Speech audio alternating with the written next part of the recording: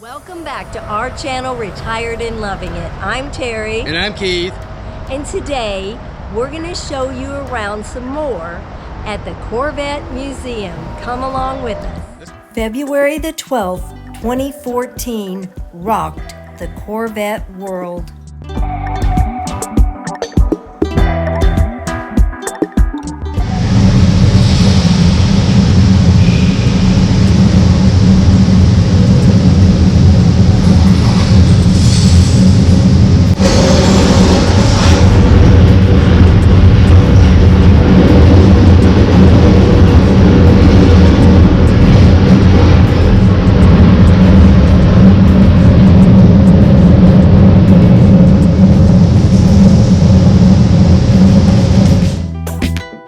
The National Corvette Museum made international news headlines on February the 12th, 2014, when a sinkhole collapsed in the Skydome of the museum in the wee hours of the morning.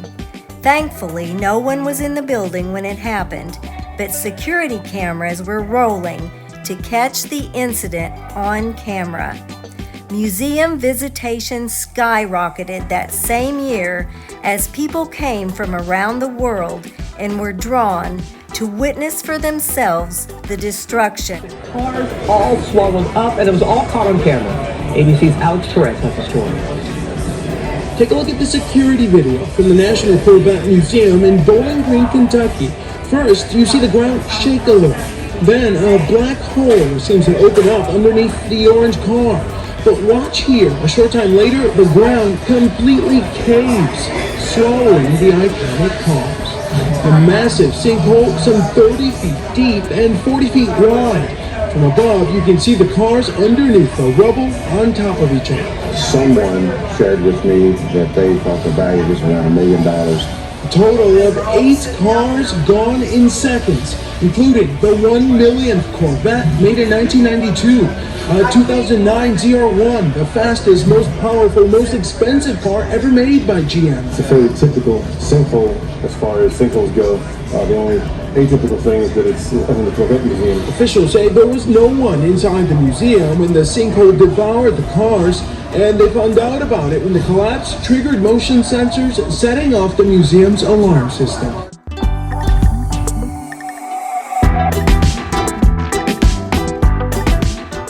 A new exhibit opened February the 12th, 2016 on the 2-year anniversary of the sinkhole to tell the story of what happened that day, why it happened, and what cars were affected and how they were recovered.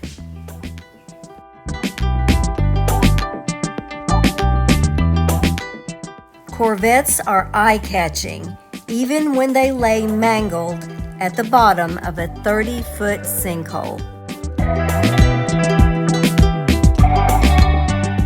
The recovery was no easy task, and the sinkhole has since been filled in. Here are the cars that they recovered from the sinkhole. 1962. They've got it fixed up pretty good. 1992, from what it was in the sinkhole.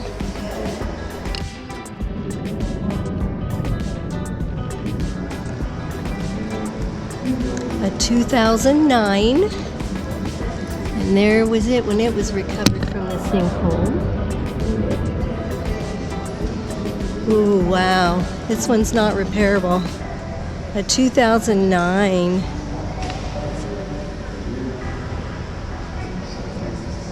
Wow. Unbelievable.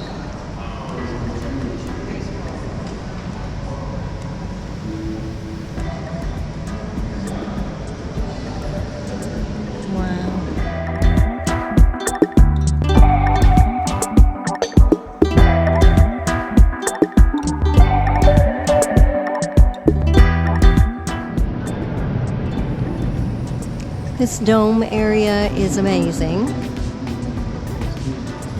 There's pictures all lining the walls. Those who have been inducted, those who are enthusiasts.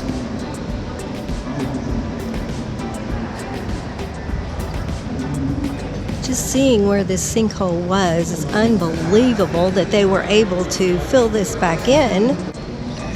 There's the cave outline is the yellow, the sinkhole outline is the red.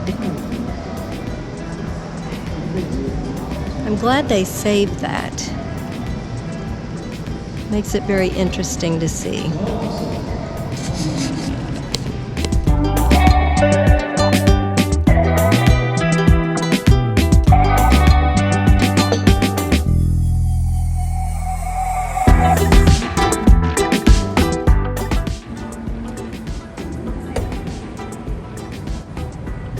Oh my gosh, it's crazy how deep this is. 30 feet down. Makes me dizzy to look at.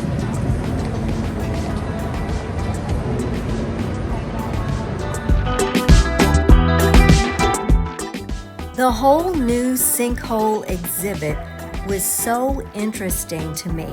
It was very interactive.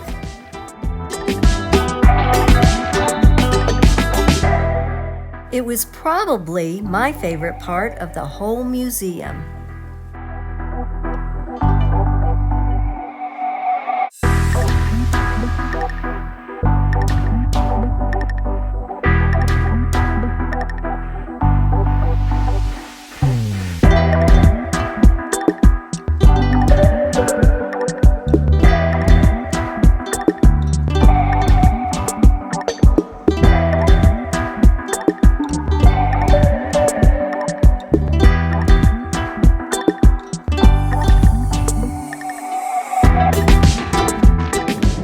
Keith's looking at what I call the George Jetson car because it looks like it could fly, actually.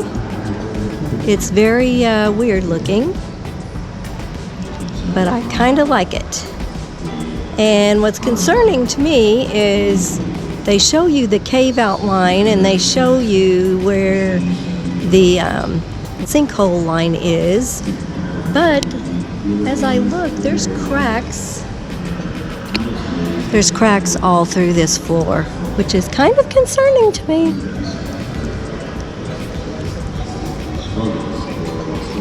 Who's to say that it just won't cave right back in? Did you see that? Thanks so much for joining us today at the Corvette Museum. Such an awesome place to visit. Guys, this place is absolutely wonderful. Not only where the sinkhole happened, but to see all of these Corvettes, it is wonderful. If you're in Bowling Green, make sure you stop in to this museum. We'll see you next time on Retired and Loving It. If you'd like to see more of our videos, click the video that just popped up on your screen.